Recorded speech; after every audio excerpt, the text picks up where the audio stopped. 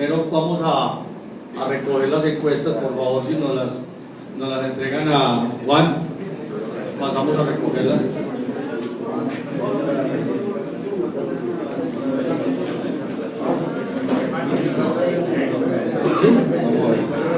Bueno, tenemos la primera participación a Sebastián Cadavid. Sebastián Cadavid es de Sellerside.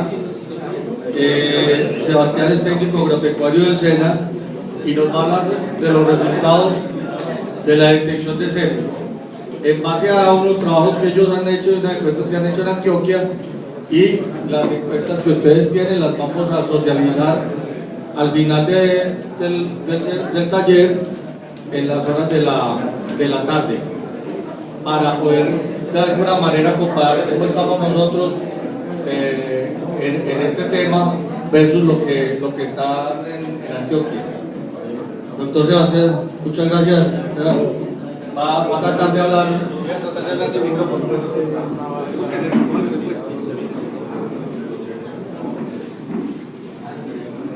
Ya todos entregaron la encuesta. Faltan algunos. Esperemos que terminen, por favor, para poder dar inicio con la charlita. ¿No se escucha casi? ¿Atrás me escuchan bien? Micrófono. Listo, buenos días.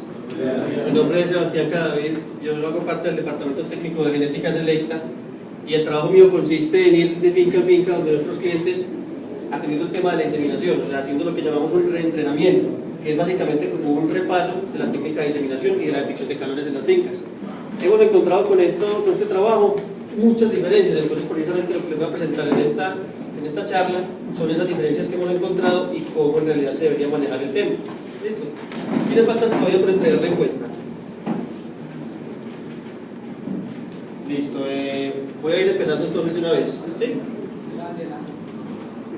Eso es lo que no quiero, que me acuden las respuestas con la charla.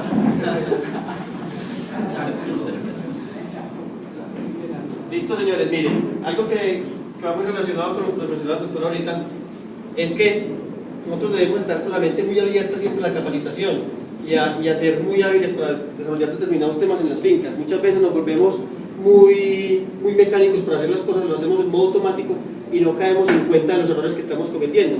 Otras veces cometemos errores no intencionalmente tal vez, sino por falta de conocimiento. O otras veces lo que hemos encontrado es que hemos modificado mucho los métodos para hacer las cosas porque el vecino nos contó, porque esto otro nos dijo, porque tal cosa. Entonces, la idea con este tipo de trabajos es precisamente corregir esas fallas que se van cometiendo comúnmente. Entonces vamos a arrancar de una vez con los resultados. ¿Listo? Siempre que vamos a una finca a hacer un reentrenamiento, empezamos con la encuesta que ustedes están llenando precisamente para hacer un diagnóstico y podernos enfocar en lo que más necesitan corregir en esa finca.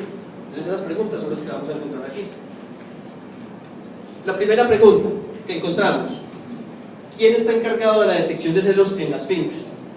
Entonces ustedes pueden ver aquí los resultados y encontramos que del 6% de las fincas encargan solamente a los ordeñadores, a nadie más. Solamente las personas que ordeñan se encargan de detectar calores en el 6% de las fincas. El inseminador propiamente es del 16% de las fincas. Todos los empleados, o sea, inseminador, ordeñador, enlarreador, todos los empleados es el 38% de las fincas. Pero aquí hay un detalle que debemos tener en cuenta, y es que esto es muy positivo. Todos están encargados de la detección de calores. Toda la persona que tenga que ver algo con las vacas en las fincas debe saber detectar calores y debe saber comunicar ese caso, ¿cierto? Pero caemos muy fácilmente en el caso de que cuando todo el mundo tiene la responsabilidad, nadie tiene la responsabilidad. ¿Quién detecta calores en la finca? Ah, no, yo creo que fulano lo hizo hoy. Ah, no, yo lo consultando. Y al fin de cuentas, nadie detectó calores. Entonces, es muy importante que todos sepan hacerlo, pero debe haber alguien que sea la persona a la que se le informen esos calores y debe estar pendiente de que sí se le estén informando constantemente. ¿Sí? Ahora, cuando planteamos esta pregunta, ¿cuántas veces al día observan los lotes de vacas para detectar vacas en calor? Entonces, una sola vez al día, 6% de las fincas. 2 veces al día, 9%. 3 veces o más, 7%.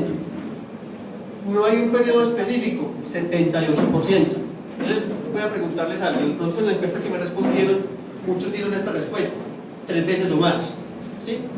Y eso lo hemos encontrado muy comúnmente en las fincas. Me responden, no, aquí se observa mucho, claro, todo el día uno está pendiente para arriba y para abajo, entonces uno aprovecha y echa miraditas.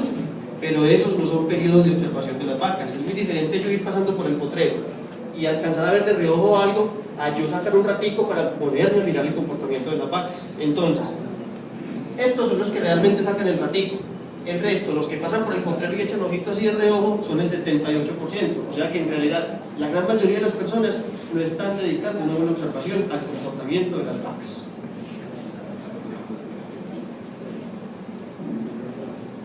Cuando planteamos la pregunta de la duración que tienen los periodos en los que se observan las vacas, encontramos lo siguiente: 6% de las fincas, cuando tienen un periodo de observación, es de 5 minuticos.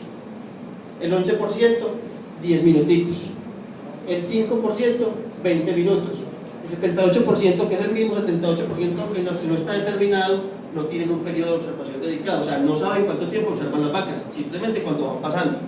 Ahora, otra cosa que hemos encontrado con respecto a este tema es que generalmente, por ejemplo, estos 10 o 20 minuticos son de la siguiente manera: yo voy al lote donde están las vacas, ¿cierto? Salgo de la casa, lo que me demore yendo. Llego al lote y me paro 1 o 2 minutos, miro las vacas y si no alcanzo a ver nada, concluyo que no está pasando nada y salgo y me voy.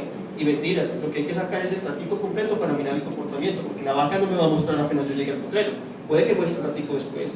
Entonces, si yo no me quedo suficiente tiempo para observarlas, probablemente me pierda la actividad de las vacas. ¿Vamos bien? Cualquier inquietud que tengan en el momento, me pueden hacer preguntas. Ante esto, los signos de los celos. Ustedes también tenían esa pregunta planteada acá, ¿cierto? Este cuadro está un poquito pues como complejo. Simplemente lo que quiero mostrar es que en esta sección de acá se ubican los signos más comunes. Miren, el 91% de los casos me responden que una vaca se encuentra en celo cuando la detectan intranquila, o sea, cuando la vaca está inquieta.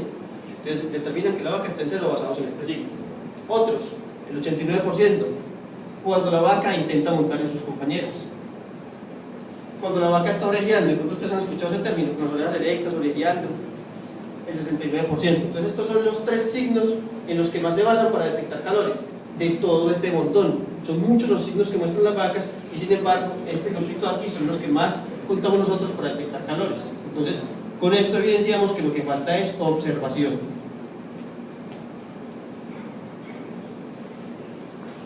Ahora, después de hablar de los signos del celo, planteamos esta otra pregunta, y es: ¿cuáles o cuál de los signos le indican a usted como inseminador que esa vaca debe ser inseminada? Entonces, 143 personas me han respondido que cuando la vaca se deja montar. Otros me han dado esta respuesta: cuando la ven intranquila. 22 personas, cuando la vaca intenta montar. Entonces sí, la mayoría de casos están aquí, que es lo preciso. O sea, cuando la vaca se deja montar es que la vaca está en calor y es cuando nos dicen nosotros que se debe inseminar, ¿cierto? Pero tenemos gran cantidad de personas que inseminan basados en signos secundarios. O sea que técnicamente no saben en qué momento están inseminando la vaca, no saben si la vaca sí está óptima para inseminar en ese momento que lo hacen. Esta pregunta: ¿conocen otro método para programar la inseminación de una vaca? Básicamente nos referimos con esto a la IATF. Entonces, en el 79% de las fincas hemos encontrado que sí lo conocen y lo han empleado, y en un 21%, que es un porcentaje relativamente bajo, no la conocen. Pero hay un tema muy importante con esto. La IATF es una herramienta muy valiosa para aplicar en lecherías y en la ganadería en general, pero requiere que las personas estén muy comprometidas con la forma de emplearla, con la dirección de la vaca que se va a someter al programa y con el seguimiento del protocolo de IATF. ¿Por qué? Es un protocolo relativamente costoso en el término de que las hormonas son costosas. Si no las empleamos bien, se pierde no solamente la oportunidad de preñar la vaca, sino todas las hormonas que se le han puesto. Entonces se debe manejar con mucho cuidado. La siguiente pregunta: si observa una vaca que se deja montar, o sea, esa vaca está en celo, después de que usted la observó dejándose montar, ¿en qué momento la inseminaría? Y hemos encontrado que el 23% de los casos la inseminan antes de 8 horas después de haberla observado, antes de 8 horas. El 76% de los casos, la gran mayoría, lo hacen entre 8 y 14 horas, que es el rango más recomendable. Tan solo el 1% lo hacen después de 18 horas, que ya sería demasiado tarde. Entonces es otro tema que el inseminador siempre debe pensar, a qué horas inseminó la vaca. Pero él, para poder decidir a qué horas inseminar la vaca, necesita saber a qué horas la vaca estuvo en calor. Lleva registro de los eventos reproductivos en la finca. Entonces, la gran mayoría los están manejando. De alguna u otra manera, o sea, de diferentes maneras los manejan, pero la gran mayoría lo hacen. 4% no manejan registros. Pero hay algo muy delicado con esto de los que manejan información. Tan solo, de los que manejan información, tan solo el 12% incluyen los calores no servidos. Y ese es un tema bastante común en las fincas. Muchas veces cuando tenemos inseminación, se decide no inseminar una vaca, o porque está enferma, o porque tiene una infección uterina, o porque todavía no es tiempo de inseminarla. Y esos calores se deberían apuntar, porque los calores no son solamente para inseminar las vacas, los calores son para hacerle seguimiento al funcionamiento reproductivo de esa vaca. Yo detecto la vaca en calor en este momento, y si no está para inseminar, de todas formas, puedo apuntar esa información para saber cuándo podría remitir esa vaca al semen. Entonces, muy pocos en realidad anotan esa información. Los calores no servidos es muy importante apuntarlos. Ahora, analizan la información generada por dichos registros. Entonces, aquí viene un tema un poco delicado. Generalmente en la finca, ¿quién es la persona que se encarga de apuntar las cosas? El administrador. ¿Cómo? El administrador es el que apunta las cosas. Entonces, ¿cómo funciona? Yo, por ejemplo, soy el trabajador y voy por el potrero y me doy cuenta de algo y de una vez le aviso que eso pasó, o espero hasta por la tarde para contarlo. O yo apunto en alguna parte. Si tienen que lo anotan, y si no, cuando se vea con él, le da la información. Exacto, eso pasa muy comúnmente. Algunas veces puede que se nos pase algo de información. Uno siempre debería cargar una libretica de bolsillo para apuntar cualquier cosita extraña o adicional que haya visto, ¿cierto? Ahora, lo otro que pasa es que generalmente esa información pasa a manos de la administración de la finca. Los trabajadores ya se desentienden totalmente de ella y no se vuelven a acordar de lo que pasó ni nada de eso. Entonces, ¿qué pasa? Desde la administración están analizando los parámetros y se dan cuenta si esto está bien, si esto está mal, qué está pasando por allí. Pero los trabajadores no tienen idea de lo que está pasando. Y esta información en la finca debe ser compartida para todo el mundo. Si esta vaca está repitiendo, usted debe saber que está repitiendo, usted también, todo el mundo debe saber si esta vaca estuvo enferma, si esta vaca se pagó el potero, si este potero se dañó el alambrado. Cualquier cosa que pase en la finca debe ser información de todos los que trabajan en la finca. Por lo que nos decían ahorita, es una empresa, todo el mundo debe estar enterado de lo que está pasando dentro de esa empresa. Entonces, sí, la mayoría de las fincas analizan información, pero solamente lo hacen a nivel administrativo, y es una información que debe ser compartida. Ahora, esa es la parte de detección de calores, ¿cierto? Pasamos a la parte de manejo del equipo de inseminación. Entonces, cuando planteamos esta pregunta, ¿cada cuánto verifica el nivel de nitrógeno del termo? Obtenemos varias respuestas. Cada vez que extraen el semen, el 7% de los inseminadores. Semanalmente, 39% de los inseminadores, la mayoría. Cada 2 semanas, 26%.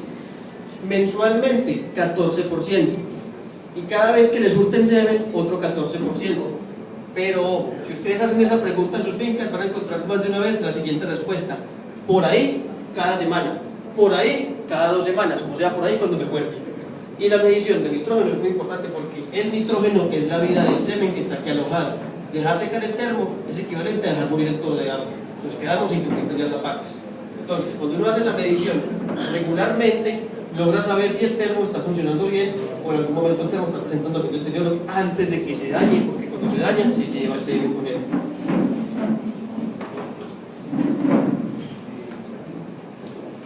Esta otra pregunta: ¿hasta dónde levanta la canastilla que contiene las pajillas? Cuando vamos a extraer el semen del termo, esto es un tema ya muy propiamente de los que manejan la inseminación como tal, ¿cierto?